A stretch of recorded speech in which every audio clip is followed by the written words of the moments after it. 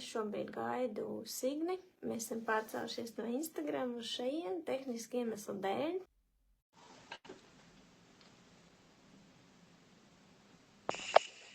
Jej! Čau! Mums ir sanācis kaut kas. Nice. Forši. Jā, izvēlamies citu platformu, bet izdodās tomēr iziet. Jā. Man šķiet mums pārnest uz citu realitāti. Jā, tagad. Ok. Super. Man dzird, vai ne? Jā, Jā, viss kārtībā. Nu, lūk. Tātad, ar ko mēs sāksim? Bišķi nost uztraukums, tāpēc, ka viss tāds, viss kaut kas notiek un tā. Bet es ļoti, ļoti priecājos par šo sarunu. Un es vienreiz atceros, kad mums bija saruna par to, kā būtu forši uztaisīt stāstīt konferenci, kaut kur kaut kādu pasākumu, un jau tapa idejas un domas, un es tā domāju, šitas ir kaut kas līdzīgs, tikai tādā pavisam, citā formātā, mini formātā, un kāpēc gan mēs nevarētu parunāties par šo te. Vēl viens iemesls, kāpēc te uzaicināju, ir tas, ka tad, kad es sāku veidot SoFlow sarunas, to kanālu, tu man kā nākamais viesis ieldo ļoti skaidri, ļoti tā, jā, Signe ir nākamā, ar ko tev būtu jāparunā. Man pa lielam nav jausmas, jā, kāpēc un kā, lai gan, protams, vienmēr var saprast. Tā kā, Signe, es priecājos, ka tu piekriti un ka tu esi pievienojusies. Un mēs varam sākt ar to, man te ir baigais saraksts, ar ko mēs varam sākt. Vai mēs viņam iesim cauri, es nezinu. Bet, jā, Signe, pastāstīji, kas tu esi, ar ko tu nodarbojies, un tad jau mēs iesim tālāk. Jā, uzreiz īstenībā ar tādiem dziļajiem jautājumiem, bet es arī tā kā ievadam, paldies, Evija, ka tu uzrunāji mani, un manuprāt, arī tā domājot par sarunu, ka daudz, kas arī ļoti līdzīgs, ko mēs darām, ko es arī biju pieminējusi par to, ka es radu dvēseles smaržas, un tu radi dvēseles gleznas, un tā ir vienkārši cita tā izpausmes forma, bet mēs nolasam tās enerģijas, un nododam tālāk, es caur smaržas maņu, tu caur redzes krāsu tādu izpausmi, kas man liekas ļoti skaisti, un tur arī tā, man tas bišķiņas tur rokās man raustās, bet nekas, te arī tā, tā kaut kāda veida sinhronitāte, ko mēs līdzīgi daram, bet jā, ko es vēl daru, es esmu aromaterapijas speciālists, es primāri strādāju ar ēteriskajām eļām, ar aromadiagnostiku, radu dvēseles smaržas, un otra nodarbošanās ir akaši hronikas, kas ir šī visuma bibliotēka, energoinformatīvais lauks, kur var pieslēgties, lai saņemtu atbildes, lai saņemtu enerģiju, lai saņemtu informāciju.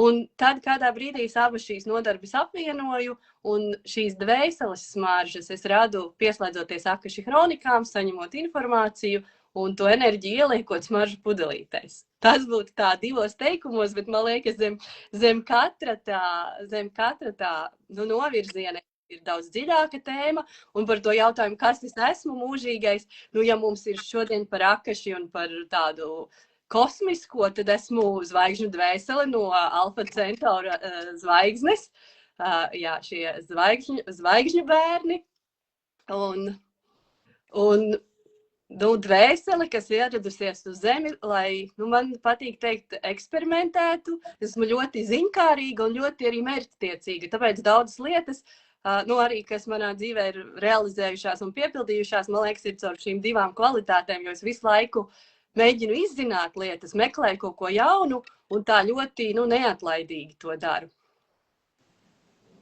Ļoti skaisti. Man prieks dzirdēt par to, kā tu sev noraksturoji un kā tas tāds saņēma iedvesmu mazliet. Un jāpiemin laikam, ka mēs esam kopā mācījušās hronikas.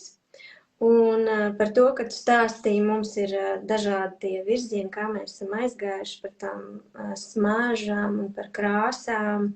Un tad smaržas un krāsas un tā. Un es atceros to posmu, ka tieši lasot hronikas un visu tādu, viņas tā nemanām pavirzīja manu šīm te krāsām, gleznošanu un visu tā kā pārējo. Un es atceros, kā tu vienreiz stāstīji par to, kāds bija tavs moments, kad tu no smaržām pārgāji uz to dvēselisko, kas ir Akaši hronikas un visu tādu, kad tev sāk savienoties arī šī tava daļa. Tas tā interesanti, nezinu, gribējās tā par to pašu pateikt.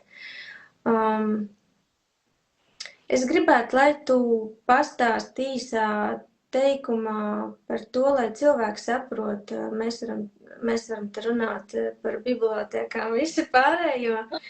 Vai tev ir kāds tāds ļoti praktisks izskaidrojums tam, kas ir Akaši?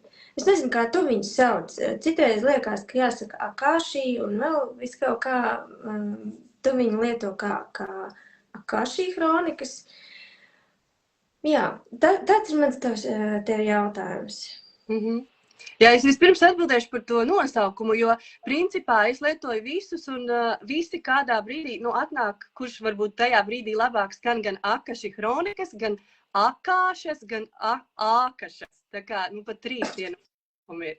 Jā, un arī cilvēki, kas pēc tam jau arī, ar mani ir miedarbojušies, iet tālāk, viņi arī izvēlās to nosaukumu, kas viņiem tajā brīdī vairāk rezonē. Akaši vai Akāšas vai Ākaši hronikas, tā kā.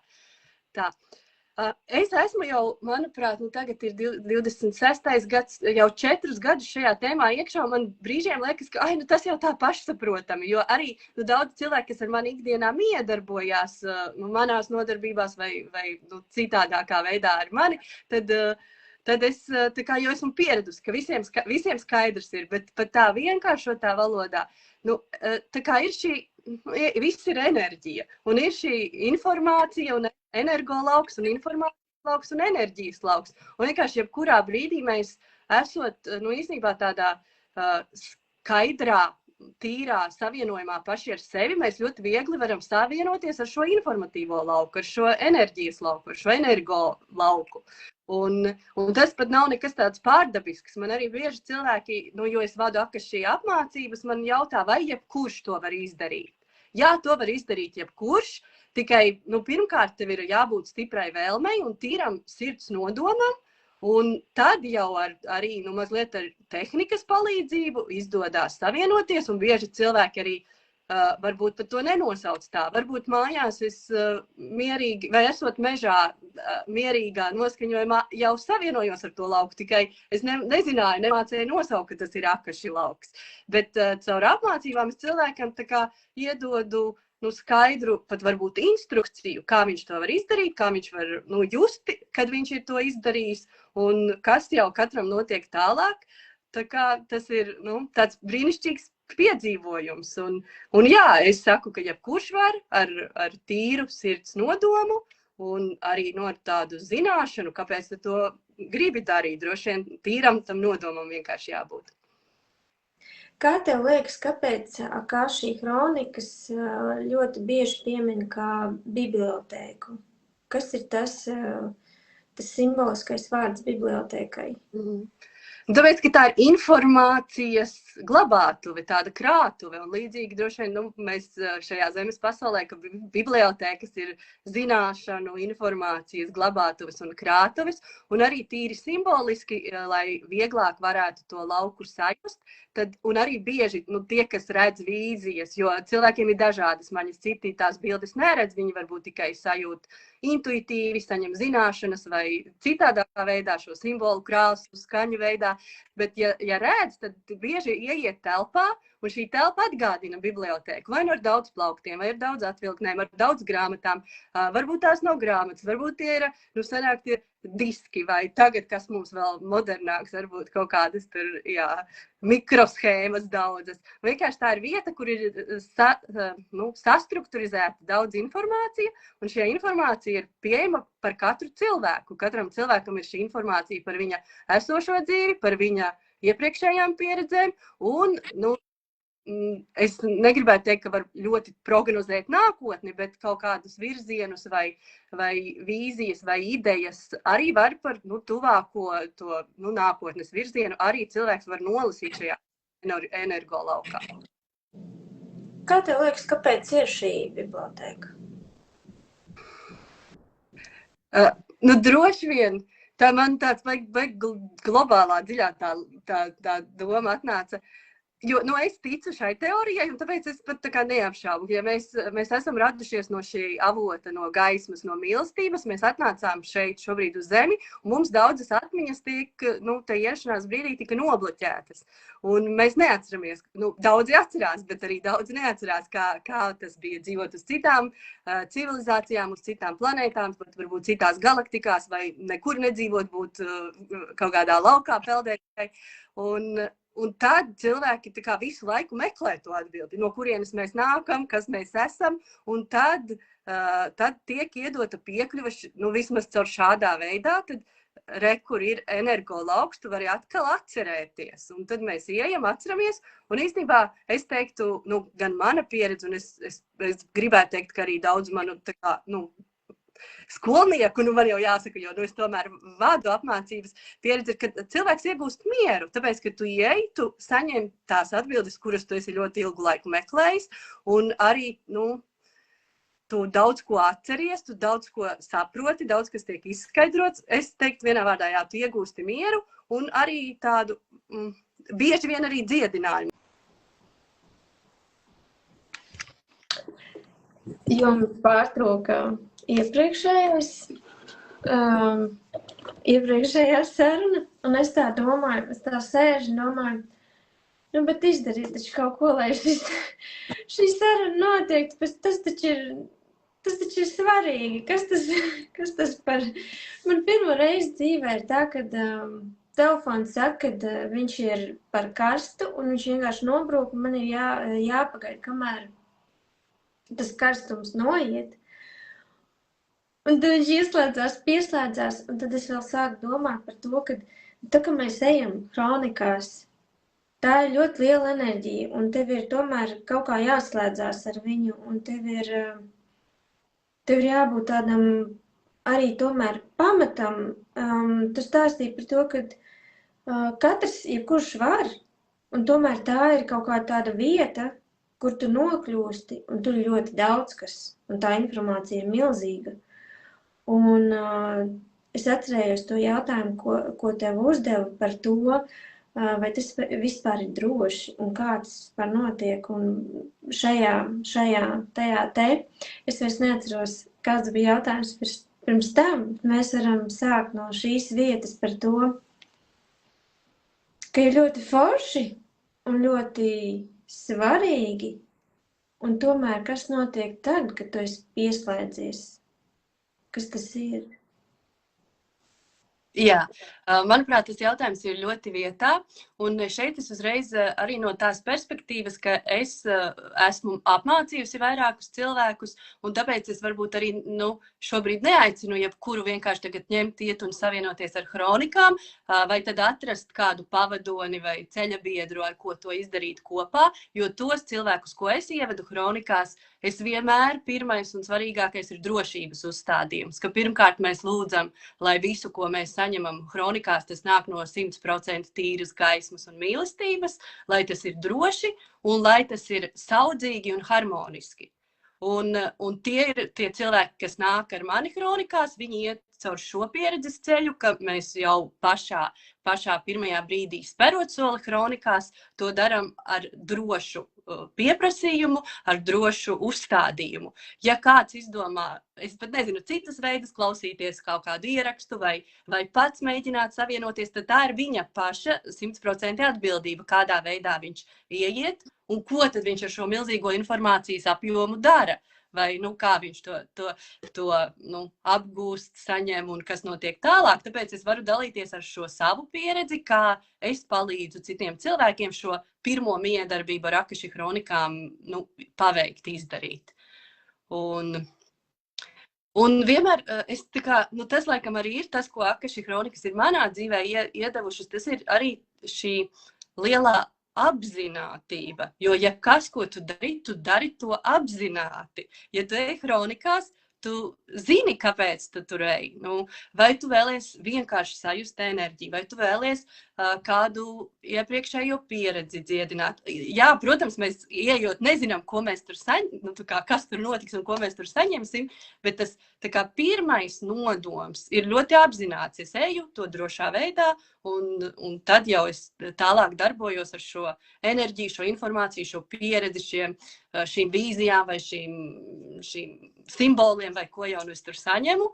Un arī tad, kad apmācībās ļoti bieži ir vajadzīgs uzreiz dziedinājums. Tas nav vienkārši iegāju, paskatījos, man ir tur varbūt tad ļoti traģiska iepriekšējā dzīve vai ļoti kaut kāds nospiedums no dzimtas, kas ļoti tāds apgrūtinoši vai nospiedoši nāk. Ja es tikai ieju, paskatos un nezinu, ko ar to visu tālāk darīt, tad iespējams, jā, tas var radīt kaut kādus satricinājumus. Bet, vismaz es nezinu, kā nāca klasiski, bet varbūt tas nav klasiski. Vismaz tā, kā es to daru, ir šie pieprasījumi, lūkšanu un dziedinājumu teksti, kā es tās lietas, kuras es ieraugu, kā es viņas transformēju, kā es viņas pieņemu un kā es viņas saudzīgi, harmoniski integrēju tālāk savā dzīvē un ļoti lielā veidā arī dziedinoties.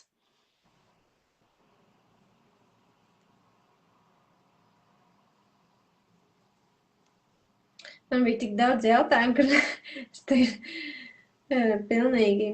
Es sajūtu to, ka mēs ieskrējāmies runāt par tādu virspusēju. Man pilnīgi ved tādā dziļumā un saka, jums ir jāparunā par kontaktu. Tieši, man liekas, ka ir divas daļas. Hronikās, ka tu ieej un tu vari skatīties to, kāda tev ir dzīve uz zemes. Un tad ir tā otra daļa, ka tu ieej un tu pieredzi jau kaut ko augstāk, kaut ko jau dziļāk par to, ka tev ir dzīve ārpus zemes. Un man tāda sajūta, ka ir jārunā ārpus zemes dzīve par ārpus zemes dzīvēm. Jo pa lielam jau liekas, ka tas jau ir tāds, kamēr tu risini zemes dzīves jautājums, pēc tam tas nākamais līmenis ir, ka tu risinās ārpus zemes dzīves. Un tas sākums jau vienmēr arī ir tāds, kad ir šķiet ļoti svarīgi, ka tu nosaki sev to pirmo planētu, savu to pirmo būtību, vai arī tās saitnes un saites ar to, kā tu nāc un tā. Un tu pieminēji, ka tu esi, piemini vēlreiz, kas tu biji. Alfa Centauri. Jā. Un tad ir šī te, man liekas, tā slēptā daļa, uz ko cilvēki laikam iet, hronikas varbūt tu vari palabot, iet mācīties un izzināt to, kāda ir man zemes dzīve. Bet tad ir tāds viens brīdis, kad pieslēdzās šis te, un vai tas ir...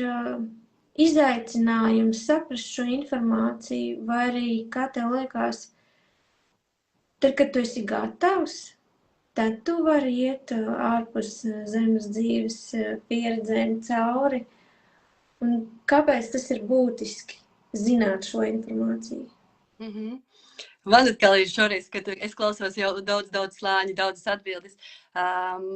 Ir tā, ka pirmais, ko es gribu pateikt, ka vismaz pie manis, kad cilvēki atnāk vai nu uz lasījumu, vai nu uz apmācībām, tajā brīdī viņi ir gatavi savienoties ar Akaši hronikām, jo kamēr cilvēks, viņu neuzrunātu tā tēma Akaši hronikas, kamēr viņš īsti tā kā laiž gar ausīm, viņam tas tā kā, jā, kaut kas varbūt tur ir, bet tas nav. Tad, kad cilvēkam ir gatavība, tad viņš sadzird, tad viņš ir, kaut kādā veidā atrod mani vai tevi vai, citu konsultantu, citu pavadoni, un viņš ir gatavs ieiet šajā Akaši telpā, Akaši informācijā.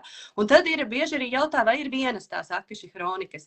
Es redzu to vietu kā vienu, bet bieži tiek izdalītas tā kā Akaši hronikas un galaktiskās Akaši hronikas. Un šīs galaktiskās tad ir par tām pieredzēm uz citām planētām, uz citām civilizācijām, bet es redzu, ka telpa ir viena, un tu vienkārši zini, vai tu skaties, un citreiz pat nezini, tu ej skatīties it kā Akaši hronikas, bet tevi aizved uz galaktiskajām pieredzēm.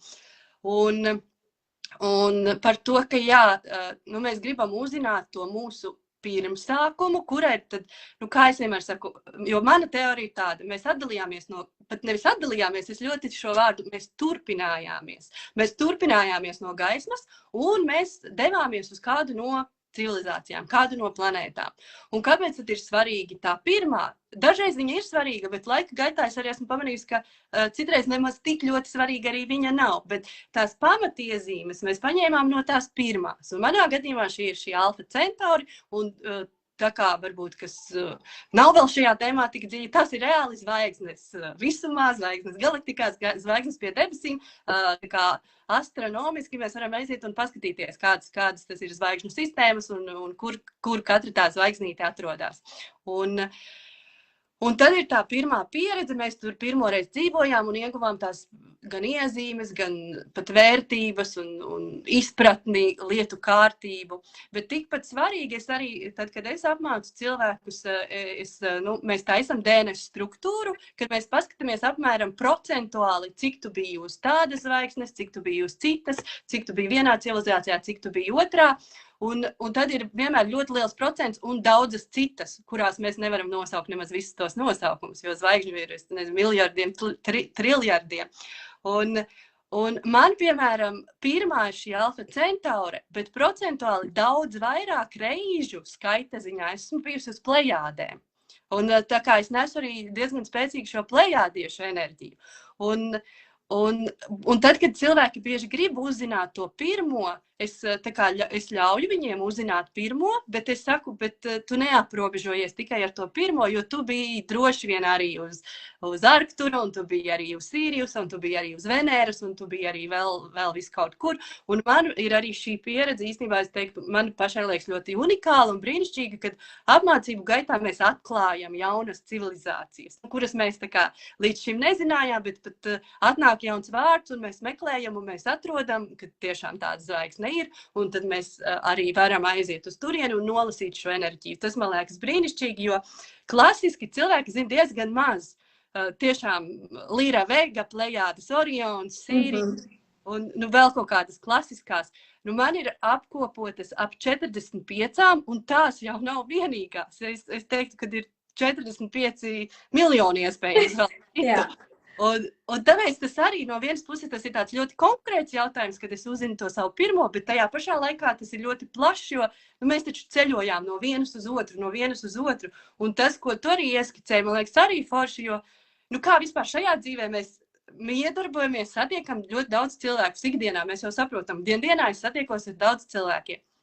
Tad iztēlojies, ka visās iepriekšējās dzīvēs tu tikpat daudz esi visu laiku saticies ar cilvēkiem, un tikpat daudz mēs esam miedarbojušies viens ar otru uz citām planētām, uz citām civilizācijām. Un tas ir arī ļoti interesanti skatīties, ko mēs, piemēram, kopā uz Venēras darījām. Man ir bijusi šāda pieredze, kad es satieku cilvēku, un mums nav neviena kopīga dzīve uz Zemes bijusi, neviena no iepriekšējām, bet mēs tur strādājām vienā kopīgā projektā, piemēram, uz Venēras. Forši, bet man ir arī man īstenībā, jo es vispār pati pēc pamatizglītības esmu ekonomists un arī inženierzinātnes mācījusies. Un tie, kas man ir apkārt tādi ļoti loģiski domājuši cilvēki un draugi, viņi prasa, ko tev tas īsti dod? Tu tur atskaties, jā, tu uz Venēras ar šo cilvēku piedalījies kaut kādā tur projektā, vai jums bija kaut kāda kopīga misija. Ko tev tas reālajā ikdienas dzīvē dod? Īstenībā tāda viena atbilde nav. Man šeit ir tas, man ir interesanti, man patīk, man patīk uzzināt tādas lietas, un kaut kādā veidā tas arī, nu, jo tie cilvēki jau ir aizvien ikdienā mūsu šajā dzīvē, tad mēs, nu tā ir tāda atcerēšanās. Tad varbūt arī tāds pats jautājums, ko tev dod, ka tu atceries, cik bija forši, ka tu pagājuši vasarā ar draugiem kopā laivoji. Nu tā ir atmiņa, jā, forši bija, jauki pavadījām laiku, tur baudījām dabu un klausījāmies, kā putni dzied un sauļojāmies un ēdām tur saldējumu. Tāpat es atceros, forši mēs tur uz Venēras laboratorijā kaut ko darījām. Man jautājums atbildes, vai mana dzīve tā kā bez šīs informācijas tā kā būtu kaut kāda sliktāka, nu, nav tāds sliktāks, labāks, bet, nu, tā dzīves kvalitāte kaut kā mainītos, bet man ir tā, nu, tā kā es esmu zinātkāra, man patīk visu kaut ko izzināt, man patīk plašākā perspektīvā skatīties, un arī tās ikdienas miedarbības es kaut kā varu dziļāk varbūt uztvert, jo es saprotu, nu, mums ir kopīgi, nu, senāka vēsture, teiksim tā. Tā tik daudz saudoja, ka jāšķirsta, kas tas bija par tām.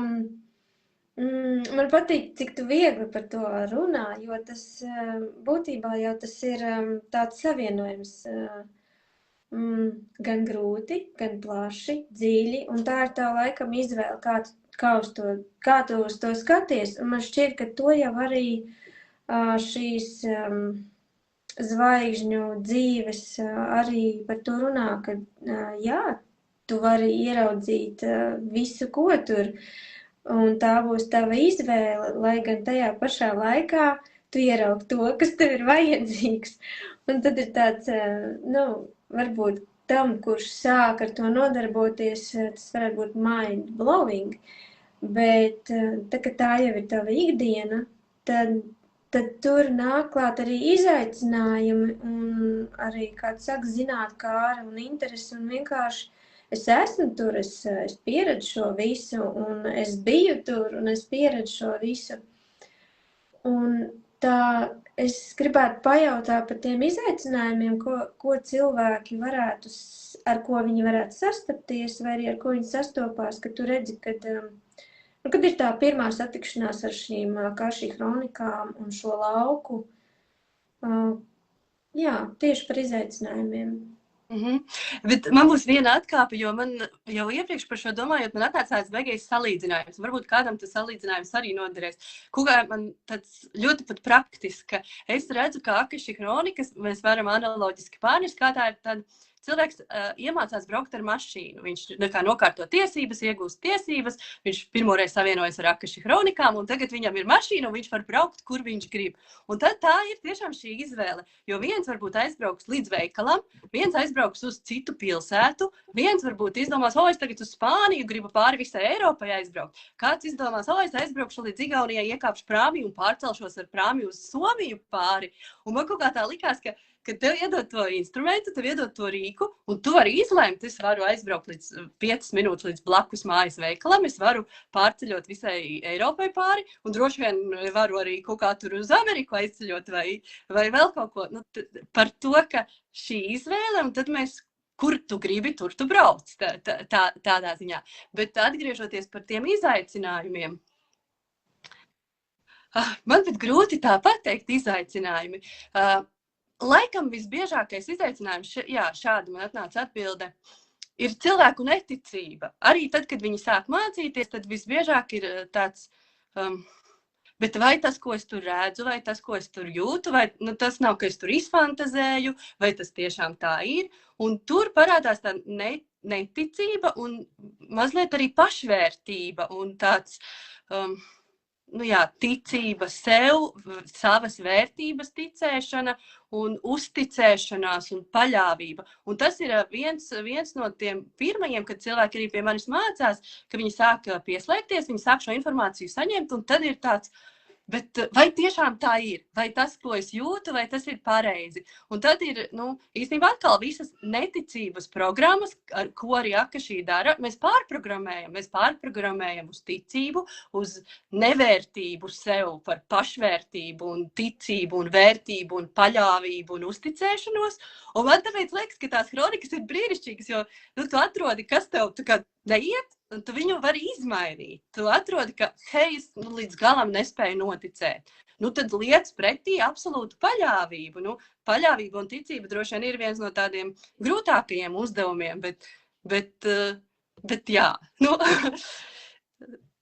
un jā, citi izaicinājumi, es pat nezinu, jo man vismaz manā dzīvē, un tad es arī mēģinu to nodot tālāk citiem caur sevi, ka tas ir diezgan viss viegli un vienkārši, un tu atrodi, kas tev buksē, un ja tu proti šo instrumentu, tu aizēji atrisini, vai tev ir pat varbūt nav nekāda problēmas vai izaicinājumi dzīvē, bet redz, tev gribās vienkārši kaut kādu neparastāku pieredzi vai jaunu sajust kaut kādu jaunu enerģiju, vai atrast kaut kādu savu talantu un virzienu caur šīm kronikām.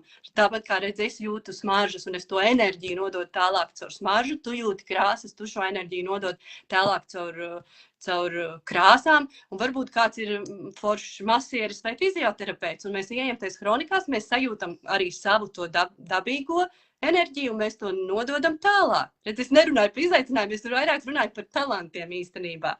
Jo ir arī tās dvēseles vibrācijas, šīs 8 īpašības, par ko es gan nesen domāju, kāpēc ir 8. Es esmu vēl vismaz vienu pamanījusi dievišķais prieks. Es nevarēju atrast, kurā no kategorijām ieiet, jo tur ir mīlestība un gudrība un līdzjūtība un kārtība un patiesība, radošums, radīšana. Bet es ieraudzīju arī šo dievišķā prieka vibrāciju. Un tad, kad mēs zinām arī, kas ir mūsu talants, jo caur kronikām es ļoti ātri, tad, kad es esmu visus tos pirmos slāņus ar izaicinājumiem, blokiem un programmām nolobījis nost, attīrījis, tad es ieeju pie sava tā tīrā talanta, savām spējām, savām prasmēm, savā aicinājuma, un tad jau tas atkal ir kā jauna platforma, kā es varu izpaust sevi un, nu, tā kā pat atnāca tāds, nu, tā kā kalpot tālāk, kā es ar saviem talantiem varu, nu, dot tālāk un jā, kā angļu valodā, kalpot, serve the world. Jā, un te jau arī laikam ienāk tas jautājums par ikdienu un vispār kā pieslēgt. Viens ir tas, ka mēs ar nodomu slēdzamies klāt, mēs ejam šajā visā, bet tomēr tas lauks jau strādā arī ikdienā, un te arī tas jautājums par to, kā tas izpaužās ikdienas dzīvē, tad, kad tu tiešām sāc to runāties, sadarboties, un es jau ļoti daudz ko par sevi uzzinājis un tā. Var kādu piemēru vai savu pieredzi par to, kā tavā ikdienā tas var izpausties un kā varbūt arī citiem tas varētu ienākt, un tad viņi varētu atpazīt, šis lauks sāc strādāt? Nu, bieži jau ir tā, ka visvairāk jau ir mijiedarbības un attiecību jautājumi, jo, ja es būtu viens pats, es dzīvotu tādā apgarotībā un mierā un priekā visu laiku, bet tiklīdz mēs sākam miedarboties ar citiem cilvēkiem, tā rodas varbūt kaut kādi arī izaicinājumi. Un bieži tie izaicinājumi ir tāpēc, ka mēs kā dvēseli esam izlēmuši apgūt dažādas mācības, un tās mācības mums palīdz apgūt citi cilvēki. Un tad ir vai nu darba kolektīvā, ģimenes dzīvē, ar draugiem, ar radiniekiem, ar vienkārši garām gājēju uz ielas, varbūt pēkšņi viņš man nomet cigareti, ejot pa priekšu, un man sāk tas sacelt dusmas, piemēram. Kā reaģēt un kāpēc tās ir tās mācības, kuras mēs labprātīgi esam izvēlējušies apgūt, un tās var būt tuvāko cilvēku apkārtnē, tālāko cilvēku apkārtnē, un kā es uz to reaģēju. Vai es esmu aizkaitināts, aizvainots, dusmīgs, vai es, bet tā atkal tā apzinātība. Vispirms es nostājos neutralitātes nulles pozīcijā un saprotu, šī ir pieredze, šī ir mācība, kura man jāapgūst. Protams, ka tas izklausās vieglāk, bet kad ikdienas dzīvē, nezinu, varbūt tev sakaitina nenormāli darba kolēģis, vai sakaitina ģimenes loceklis, vai sakaitina kaimiņš, vai cilvēks tramvajā tev pēkšņi sakaitina. Jo tad, kad mums parādās kaut kādas tādas vairāk dusmas, vai aizkaitinājums, vai aizvainojums, vai sāpīga kaut kāda emocija, tad mēs sākam tā kā izvērtēt un mēģināt saprast, ko tas man māca. Vismaz es tā to redzu. Un tu prasīji par citiem cilvēkiem. Tas arī notiek tad, kad mēs sākam saprast, ka varbūt arī šīs karmiskās attiecības, kad mēs esam satikušies tīri, lai iemācītos. Kamēr tev šī mācība nav apgūta, tikmēr arī varbūt viens cilvēks tev to rāda, tu nesaproti. Tev atnāk otrs cilvēks to rāda, tu nesaproti.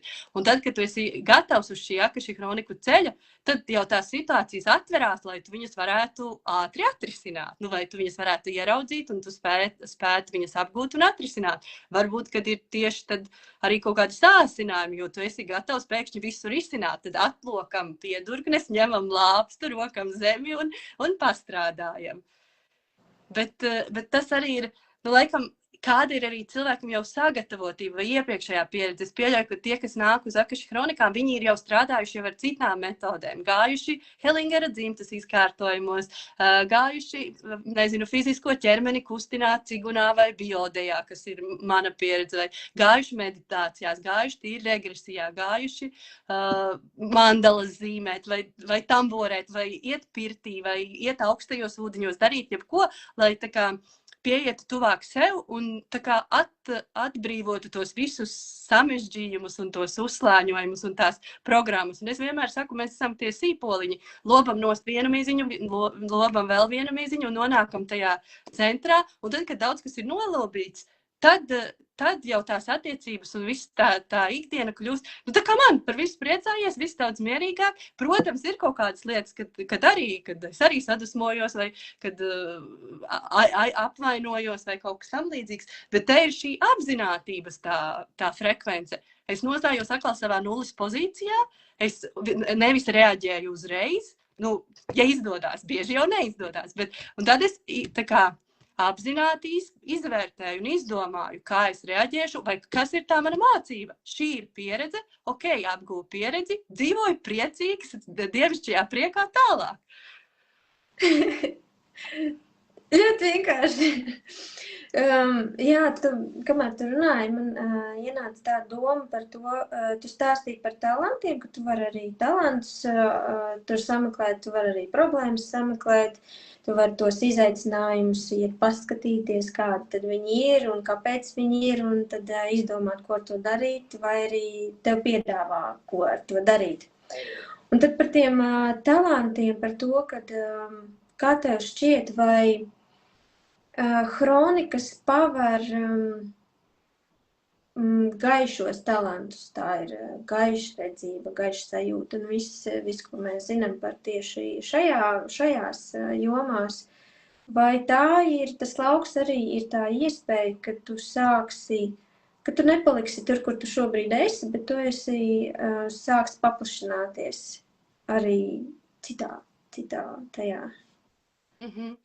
Šeit arī tas jautājums īstenībā nav viennozīmīgs, tāpēc, ka atkal pie tām īpašībām, ja cilvēkam vadošā, piemēram, ir dievišķā mīlestība, tas ir viens no maniem mīļākajiem piemēriem. Viņa uzdevums ir nest mīlestību, un tu vari nest mīlestību, būt sētnieks, būt veikala pārdevējs, tu vari būt dziednieks, tu vari būt talantīgs dziedātājs. Tas, ko tu dzīvē var darīt, ir neierobežoti. Tavs uzdevums ir nest mīlestību.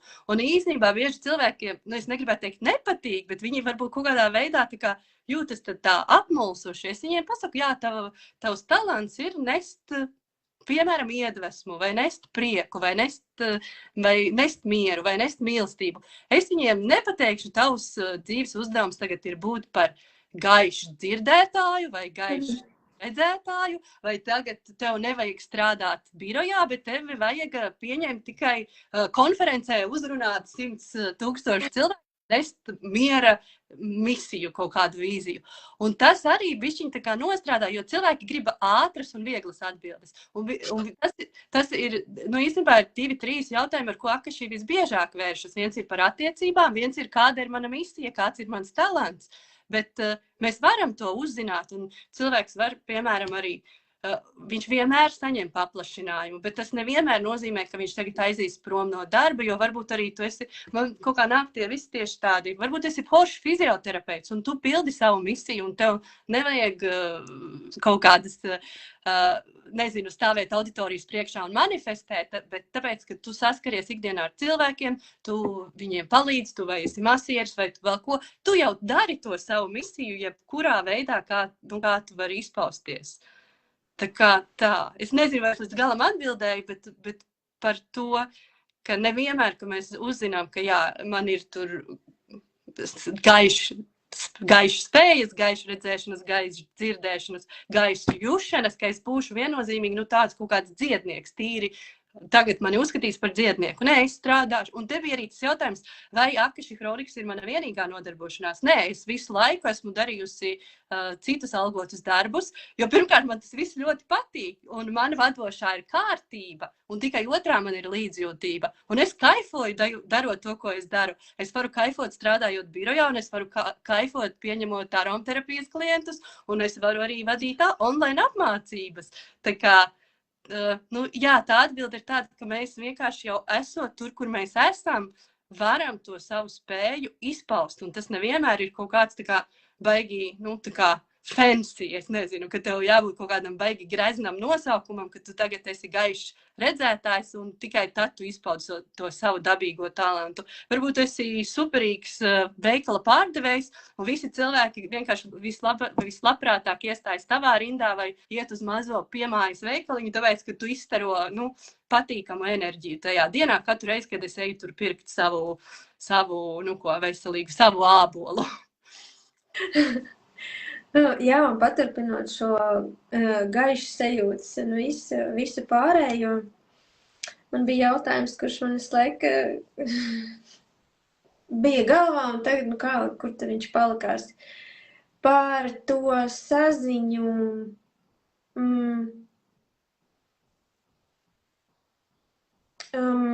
Man nāk tās tava pieredze ar dvēseles eļām, ko tu taisi. Un tā, kad tu man to stāstīji, tā likās, ka tā ir arī tā saziņa ar citu to ārpus zemes pasauli un kā viņi tevi ielīst tevī un vai tas ir saistīts tieši ar, tas varētu būt saistīts ar akāšu slauku, jo cik es saprotu, ka dvēseles, es gribētu teikt, gleznas dvēseles eļas smarža, kā tu viņu nosauci? Dvēseles smarža, jā. Dvēseles smaržas, viņas radās, un tad tu sāki iet hronikās un lasīt cilvēkiem, kādas viņas ir tās. Mans jautājums ir par to saziņu, ka ikdienā viens ir tas, ka mēs ejam un skatāmies, bet tieši saziņa tiešā veidā ar kādu planētu, ar kādu būtni, kā tev tas notiek un cik bieži, vai tā ir tava dzīves tāds fons, arī viens no tādiem, kurā tu esi, kā tu sazinies, kā tu runājies, piemēram, ar savu mājas planētu, kas tur notiek, kā tās smaržas top, to maģisko brīdi. Man atkal es jau redzu trīs dažādas virzienas, par ko parunāt. Par smaržām ir tā, ka, ja es sakonektējos, es nolasu to informāciju un es īstenībā sajūtu to enerģiju, un tad es ielieku fiziskā smaržu pudelītē to enerģiju. Un šeit arī es pat citreiz pati vēl aizvien brīnos, lai gan es jau to es saņemu, es teiktu, 99,9% pozitīvu atsauksmi par to, ka cilvēks saņem to smaržu, viņš ir sajūsmā, ka tā ir, viņa smarža. Un es to cilvēku pat nesatieku. Tas viss notiek attālināti. Un es saku, un citreiz man pat ir, viņš atkal atsūtīja, cik vienkārši forša un kolosāli ir tā viņa smarža. Bet te ir tā, es sajūtu tā cilvēka enerģiju, un to enerģiju es ielieku, tā kā caur sevi es ielieku tai pudelītē, un es aizsūtu vai iedodu viņam to pudelīti. Par to savienošanos, tajā brīdī, kad es taisu smaržas, es pieslēdzos, savienojos, nolasu un nododu cilvēkam pudelīti. Par ikdienā man nav tā, ka es visu laiku būtu tādā non-stop savienojumā, bet viņš tā kā atnāk un reizēm arī Un reizēm arī es daru ikdienas darbus, nedomājot par savienošanos ar tā kaut kas notika atkal.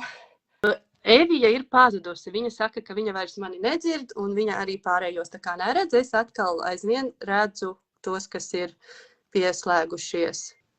Tā, te visu laiku pazūd skaņa. Jā, es tagad saņemu, ka man nedzirdam. Man arī izslēdzas mikrofons, un nevis tāpēc, ka es pati viņu izslēdzu, bet viņš kaut kā visu laiku izslēdzas. Bet šī laikam ir tāda zīme, ka šodienai pietiks, jo mēs droši vien varētu vēl 2 stundas par šo norunāt, un iespējams mēs ar Eviju vēl kaut kad atkārtosim šādu sarunu. Un es arī nedzirdu, vai Evija kaut ko saka, tad es noslēgšu šo sarunu. Paldies, kas klausījās. Es ceru, ka jums ir ieskats Akaši kronikās, un tas pēdējais jautājums palika atklāts, vai var būt savienojumā visu laiku, vai tā ir speciāla pieslēgšanās. Un man atbilde ir tāda, ka principā mēs jau esam savienojumā visu laiku. Nav tā, ka mēs kādā brīdī atdalītos, tāpat kā mums ir mūsu tā augstākā daļa, mūsu augstākā apziņa, augstākais es. Tas ir mums visu laiku klāt, visu laiku blakus, un savienojumā mēs esam. Un tas jautājums ir tikai par to atkal apzinātību. Kurā brīdī es apzināti pieslēdzos un paņemu, kas man šobrīd ir vajadzīgs, kurā brīdī es plūstu un daru citas lietas, kas varbūt ir vairāk ikdienišķas lietas. Jā, Evija, es redzu, paldies tev arī liels. Nu, kā mēs teicām sākumā, enerģijas ir spēcīgas, varbūt daudz ko mums vēl internetā šobrīd neļauj publiski runāt, bet kaut kas ir pateikts, tie, kas gribēs, tie noklausīsies, sadzirdēs to, kas ir jāsadzird.